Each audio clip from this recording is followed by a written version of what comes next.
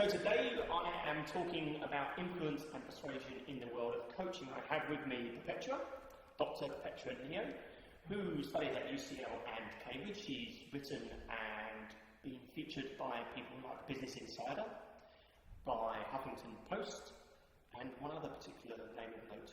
Forbes. Forbes, that's it. And I want to know a couple of things. One, how on earth we get over anxiety when it comes to pitching. And two, how does Perpetua use influence and persuasion to pitch herself to her clients? Because one of the toughest things in pitching, toughest things in the world is to get people to work on themselves. So how on earth do psychologists and coaches get people to work on themselves?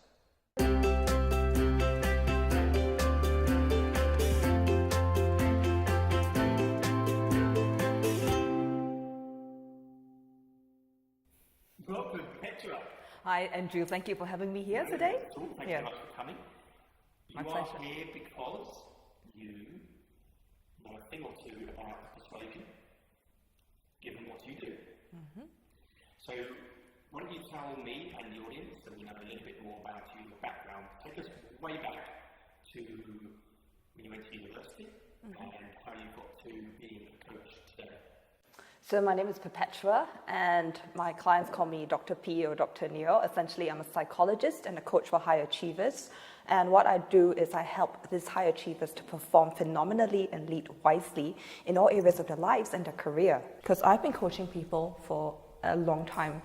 In my teenage years, people would come to me saying that, hey, I have this problem, can we solve it? And it was very, very rational and being very cerebral, being very perfectionist, that worked beautifully for me. That as I went through the therapy world, it became all about learning to sit with who you are as a human being. And so today I combine these different modalities as well as everything else I'm interested in, things like plant medicine and ancient wisdom. And I give my clients a bespoke signature package. I think one of the big questions a lot of people will be asking is, how on earth do you start a career in coaching? Because you have to pitch the business just like anybody else. Tell us how you were able to get new clients in the first place. Well, you got to find what is your signature. So many people think that all you got to do is set up a website, play a little bit of SEO, and the clients will come. But that doesn't happen. If they do, maybe you're extremely lucky. What you got to do is have the courage to find out who you really are and to create the signature of this method that can help your clients. Okay, so for instance, my method isn't just about the next magical 3-letter or 4-letter therapy. When people say, hey, I heard you do this, can you do this for me? I will explain to them, what is it that you really want? What can we do for you? How can we get you there? Where are you now? Because that essentially is how you want to be a coach. You don't just look at, say, NLP or whatever 3-letter magical antidote. So the first thing is, what's your signature? Second thing is obviously the courage to put yourself out there. And the best way is to actually have a network of people that you trust, that support you, right? Because much as I love the internet, much as I love technology, it's not the only thing. When you work with clients, you work with people. So your network is your people. So essentially, I started going out there, speaking to different people in my industry and people in parallel industries. So for instance, I have a really great network of supportive psychiatrists whom I speak to all the time. We lunch all the time. And that's how we create a network where people get referred to me. I also have networks of different kinds of spiritual coaches, business coaches, and personal development coaches. So essentially, we refer to each other, we support each other in our work. And the other way of being a coach is, of course, to promote yourself, besides with other people in the same industry, is you got to put yourself out there really courageously. So essentially, I start to write because that leverages my interest and passion for writing and for words. So that aligns with who I am. So I started to write for Huffington Post, for Mind Body Green, and for Thrive Global. And when I say write, I don't mean in terms of, say, an article that says 5 tips on how to sleep better. I think those are quite tired and they're kind of done to death. I write not just the best tips that I can find. I want to give value, and I want to tell my own story as well in order to inspire someone. And that's how the persuasion comes in. Persuasion isn't something that's icky, that, that is something that most coaches need to get away from in their heads that this is something sleazy. Actually, you've got a skill that you want to give to someone else. You've got value that you can add. So how do you actually add that value to a person's life? For me, my signature method in terms of how I convey that is to tell bits of my own story so that a person can relate. Because people don't really care how much you know until they know you care. Okay, makes sense. So your way of persuading individuals is to relate to yourself and relate your personal experiences to what they might be going through. So imagine I was a reluctant referral and a psychiatrist has said, I need to see someone like yourself. I reluctantly go and see you and I don't like you.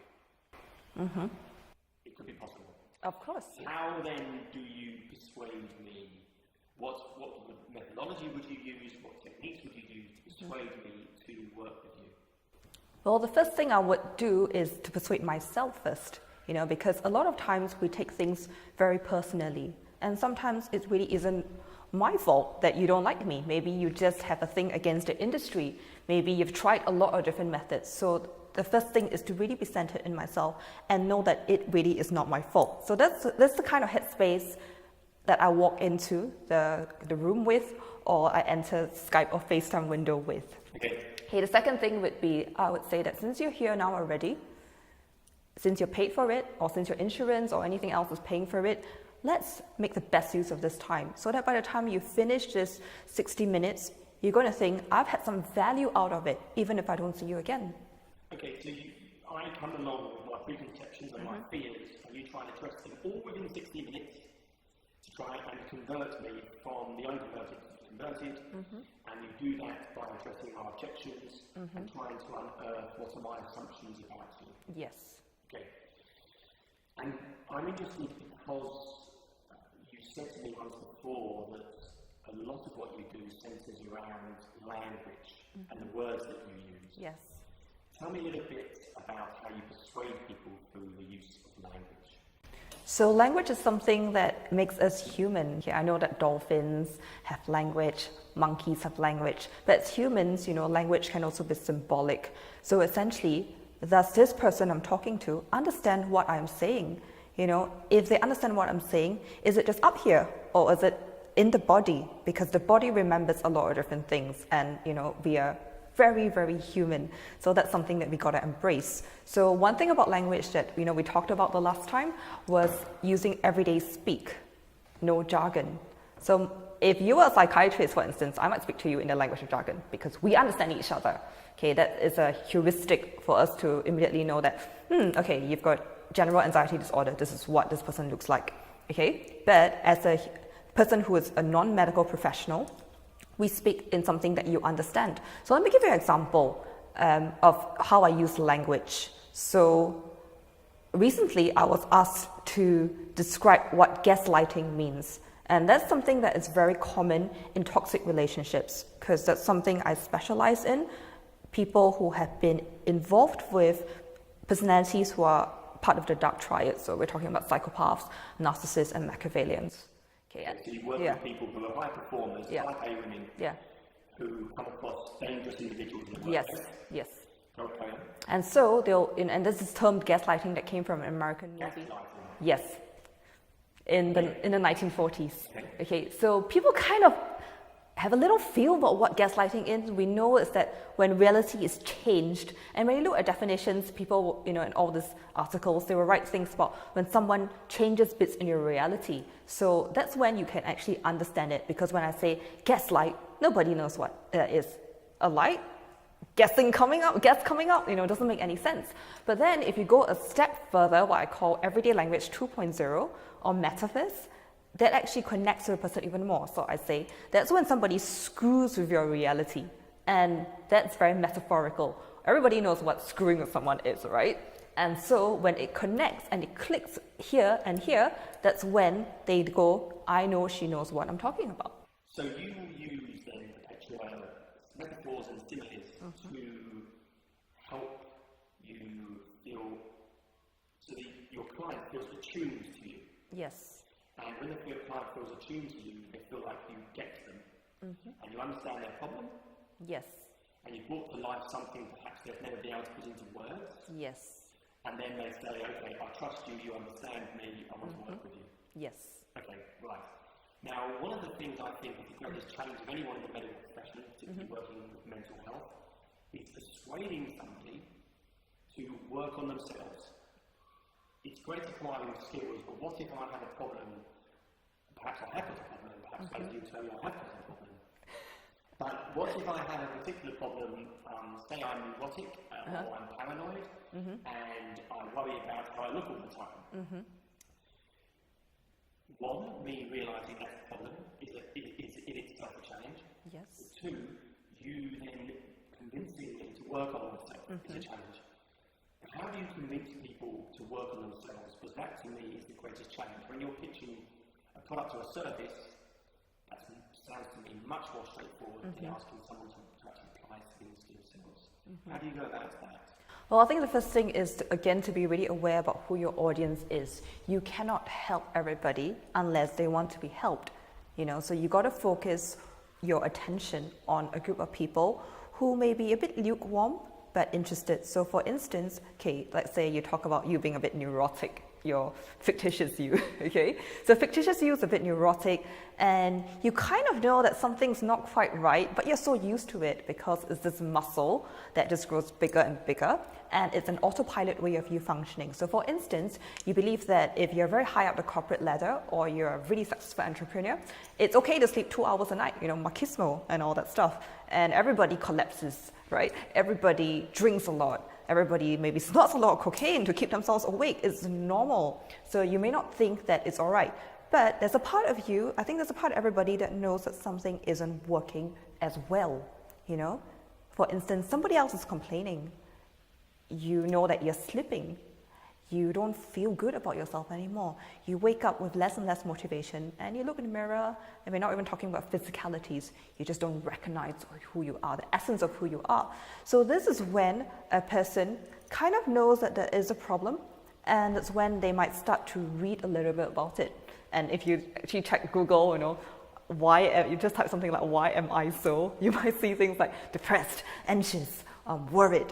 And actually, a lot of people are searching for that. They may not be voicing it. So what's a really important thing is, for persuasion in the first few steps, is to actually get yourself out there and just really, in a really warm and supportive sense, lead people gently to know that, yes, what's happening with you is perhaps normal in your industry. It's normal in the kind of job that you do or the place you are in your life. But there's also a way out. So, for instance, some people don't give it a name because they have no idea there's a name. But, most of us were really curious. So essentially, like the person who had knots in her throat, like bowel rising, she didn't know what the name was, but she always felt it, even though it was normal to her. So one day she read my articles and she texted me saying that, I've been reading all the stuff on social anxiety. I think I may be socially anxious. And I started speaking to her saying that, okay, if you're socially anxious, let's hear what's going on. And it turns out that she's not exactly socially anxious. She just has performance anxiety. Okay. So people are actually searching. People want to know what's wrong and what's right. People have this dream eventually to be happy and to feel like they have it all. And so if you can lead people towards this idea that if you work hard on yourself with the right methods, you can actually get there. That is a form of persuasion. It's soft because I can't go up to you and say, hey, you're neurotic. It's a horrible judgment. And what's your hit ratio? So in sales and things like that, you're looking for perhaps 1 in 3, perhaps higher. For you, how many people come to you and then come back again? About 1 in 3. 1 in 3? Yeah. Okay. And why do you think the 2 and 3 don't come back? Well, most of the times they are just not convinced that it's a problem, it's a big enough problem. They are not at that space in their life when they're ready to do that. Because, for instance, if I have been worried all my life, this is how I see myself. I don't see myself as a person with a busy mind or a person with anxiety. Yeah. I see myself as an anxious person. And this is an identity that is very difficult to shed. Who am I without this new identity? And sometimes you can't force a person to take on something new. You just got to give them what they need in this space and time. So for instance, I might say, hey, here's a quick meditation that you can do. Here are some really great essential oils that you can use that help my clients who don't sleep to sleep well instead. And actually, if I add that kind of value, that's all I need. Yeah. And one of the things that I talk about in pitching is the idea of the future. Mm-hmm. I talk about the past, the present, and the future. Mm-hmm. That's something that is absolutely mandatory. Yeah. And when I talk about the future, that's when I tend to have people switched on. Mm-hmm. Only yesterday I was talking to a famous makeup artist, and I was describing how people would pitch central heating when central heating was new, and how I would talk about the vision of what it would be like to have central heating in the house. Because imagine previously no central heating. You come in the front door and it's cold. You can't put your bags down and put a pot of tea on because it's so cold you actually turn the oven on or you light the fire and it takes an hour to warm up. So I said, imagine selling and pitching central heating when you talk about the future and how their lives would be in the future. Is there something to the future when you talk to people about the future? Is that a key part of persuading people talking about the future? Absolutely. So, there's the old school marketing says touch their pain. And much as you can touch a person's pain, you don't just want to leverage on their pain. You want to ask them, where do you really want to be? How do you see yourself? So let's give you an example of a person in a toxic relationship. So this person is pretty successful. She's, everybody thinks she's got it all, but actually when she goes home, she's really frightened, right? And so, when we talk about the future with her, we say, how does it feel like to be free? How does it feel like to reclaim your sense of self-worth? And to look in the mirror and tell yourself that I respect you because you made the right decisions in your life. How does it feel to know that you're going to wake up safe, not go home and wonder what's going to happen to you next? And for some people, that's the most amazing future. One of the things I typically say to people is if they have a fear of pitching, they need to practice pitching in a safe environment. Yeah. And public speaking clubs are a really good way of doing that. But there are individuals who have more profound issues with pitching and speaking in public. Tell me a little bit about that smaller group of people who have a challenge around. I think when we spoke last, we spoke about the potential that I have people that get better at pitching, but they already know that they can pitch, for example, so they're going to go and pitch.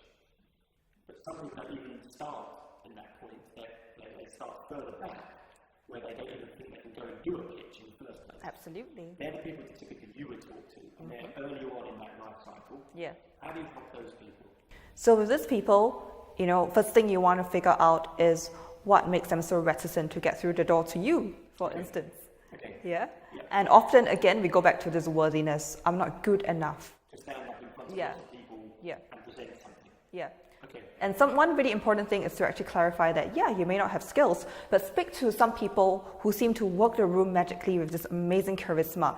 Chances are, half of them were born with it, And by saying born with it, I also mean that they might have been immersed in family environments where that is the normal thing. So that's how you grow up, right? If you grow up seeing your mother anxious all the time, you're probably going to grow up pretty anxious yourself. So in the same way, if I see my parents being social butterflies, working the room, I think that that's my legacy. That's how I do it. So that's half of it, Another half of it actually are the people that I've spoken to that I really looked up to as I learned to develop my sense of confidence and my sense of self. And I spoke to them and they told me this, I grew up terrified. I used to stutter. I was really bad at this. And then I asked, how do you get there? And so they say, I learned, I practice. So essentially, I always tell all my clients and anybody who speaks to me or any of the talks that I give that there's differences between people. Two people can look at a person who is so eloquent. For instance, somebody's watching you. They say, Andrew pitches so well. Okay, one person would think, Andrew pitches so well. But that will never be me. I am lousy, I am bad, it's congenital, it's too late, I missed the boat, also the whole gamut of reasons. The other person might think, Andrew pitches fantastically, how do I get there? So the difference is the second person has this growth mindset in which they are willing to work, they're willing to have this courage to fall down, to laugh at themselves, to feel rejected, and to pick themselves up. And when that happens, that is when this person can actually get through the door and be like you. Right, okay. So it's two people, one with a growth mindset, they're the people that come to see me, and the other individual sense is there's an actual fact. People that are great at pitching, they can never be like them. Okay, right, that's very interesting. And the people that are interested in, one of the things that I've noticed in my travels is that a lot of people want to get into coaching, more walks of life. And when they pitch to me, they say to me, Andrew, you have a problem. And they don't actually ask me about me and show an interest in me. They just say, I have a problem, and then I should give them money in exchange for solving that problem. How do people go about starting off pitching themselves to people in the world of coaching? It sounds to me like you have a respective network that you've built up over time, but you didn't always have that network. So now it's given to how a lot of people are, which is they're starting out. People starting out, trying to establish themselves as coaching, how do they persuade people to come to them? How do they build that network? Well, the first thing is you don't go around telling people you have a problem before knowing that. I think, based on how we chatted the last time, it's actually really repulsive, right? Like, you don't know a damn thing about me, and you're telling me I have a problem. How do I know? You get the people's defenses up, and that's when they're not going to hire you. So the first thing is to actually connect the person on a human level. So, much as a person could be a potential client, sometimes when I'm on an event, I also want to know the person as a human being, because you could be a potential client, but I may not want to work with you. I have standards, And there's certain kinds of people that I want to add value to, and certain kinds of people that I do not want to. So as a coach, you got to be very clear about who you want to serve. And you want to be clear about who you are, about being very genuine. Because human to human, that's how we connect. So what do you mean by human to human? I hear the phrase a lot. What do you mean by human to human? Human to human means that, I may have skills, or people might see me as expert, but fundamentally, I'm a human being like you. I don't want to claim to be superior to you and tell you you've got a problem. If you've got a problem and you tell that to me, and you realize that that's my expertise, because I may just weave in something like, somebody I know or somebody I've worked with has something similar, and within this period of time we transformed it for them because they were willing to work on it, and we developed a certain system of doing that. So that's how you work with somebody as a human being. You don't just hard sell. For instance, let me give you an example. In Singapore, where I come from, some of the spas that I don't go to at all are terrible. Because if I go for a massage, they'll tell me, you've got the stiffest neck ever. I've never seen something so bad. And then they proceed to just hammer me down and sell all sorts of things to me. I'm just like, no, you're not taking my money because you're just haranguing me. I'm supposed to be relaxed. I'd rather go to a spa that is £200 an hour that doesn't harass me, because I'm going back there again. So essentially, the coach who goes up to you and tells you your problem is the cheaper spa that's annoying, and you cannot beat a cheaper spa.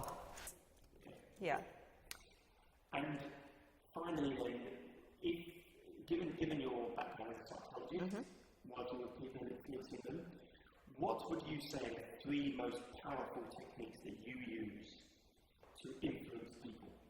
So, like I said, language. Speak in everyday language, but also speak in that language that makes it clarifies to them that you know what they're talking about. Another thing would be to own your story, because everybody's got story, right?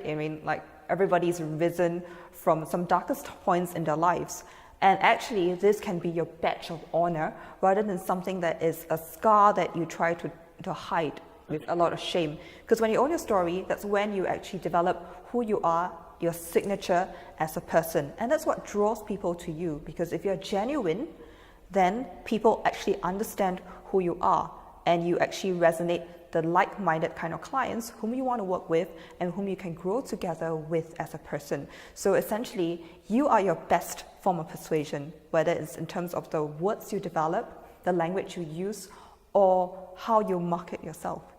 You got to be the living embodiment of that. So you need sensible language, you need a narrative. Third point? The third point, you got to be genuine. So, I think that, a lot of coaches, we have qualifications, we have the competence, right? But really, sometimes when somebody is in need of help, they're not going to just look at what qualifications you have, where it comes from. Sometimes it doesn't mean a thing to them unless they're from the top or the best in the world. But that's mostly, when, for instance, if I want to choose a surgeon, I might choose the best surgeon, right? But in other cases, sometimes I just want to choose somebody whom I know understands me. So being genuine while being competent and always being able to learn, not to put yourself on this pedestal, but just to connect with people. Yeah, that's cool. Yeah, that's brilliant. Okay, I feel like the orchestra conductor. Yeah, I see your hands.